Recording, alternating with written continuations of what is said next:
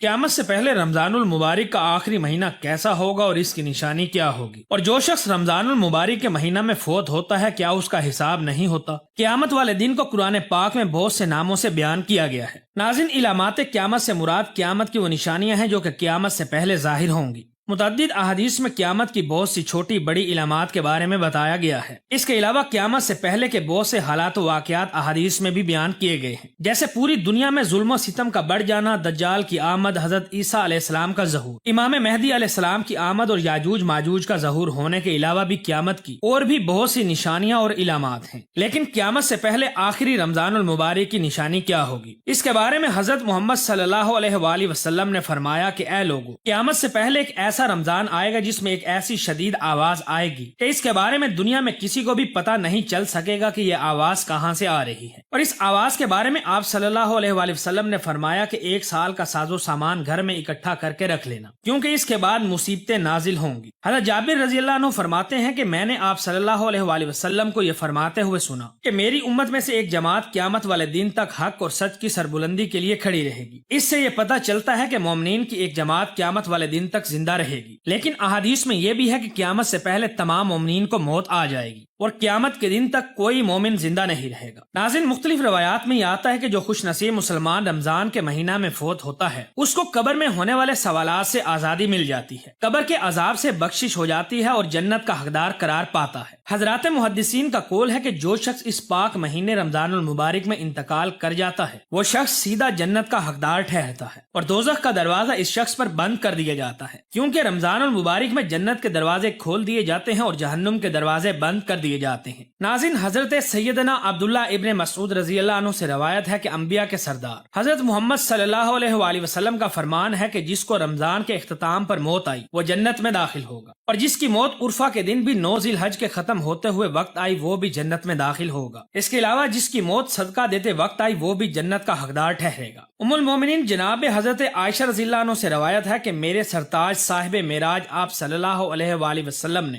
ارشاد فرمایا کہ جس شخص کا روزہ کی حالت میں انتقال ہوا اللہ رب العزت کی ذات اس کو قیامت تک کے روزوں کا ثواب عطا فرمائے گا۔ حضرت سیدنا انس بن مالک فرماتے ہیں کہ میں نے آپ صلی اللہ علیہ وآلہ وسلم کو فرماتے ہوئے سنا کہ رمضان المبارک کا مہینہ ایک ایسا مبارک مہینہ ہے جس میں جنت کے دروازے کھول دیے جاتے ہیں اور جہنم کے دروازے بند کر دیے جاتے ہیں اور شیاطین کو قید کر دیا جاتا ہے۔ محروم ہے وہ شخص جس شخص نے رمضان کو پایا اور اپنی مغفرت نہ کروا سکا، یعنی اگر رمضان میں مغفرت نہ ہوئی تو پھر کب ہوگی؟ ناظرین، پیغمبر اسلام حضرت محمد صلی اللہ علیہ وآلہ وسلم نے ارشاد فرمایا کہ جب قیامت قائم ہو جائے گی تو ایک منادی اعلان کرے گا کہ کہاں ہیں اللہ کے مہمان؟ بس روزہ داروں کو بلایا جائے گا اور بہترین سواریوں پر سوار کر کے ان کے سروں پر تاج پہنا کر ان کو جنت میں لے جایا جائے گا۔ اسی طرح مولا کائنات امیر المومنین حضرت علی رضی اللہ عنہ ماہ رمضان کے پہلے خطبہ میں ارشاد فرماتے ہیں کہ اے روزہ دارو، اپنے امور میں تدبر کرو کہ تم اس مہینہ میں اللہ تعالیٰ کے مہمان ہو۔ غور کرو کہ تمہاری راتیں اور دن کیسے ہیں اور کیسے تم اپنے جسم کے اعضاء کو اپنے رب کے حکم سے برے کاموں سے بچا کر رکھتے ہو۔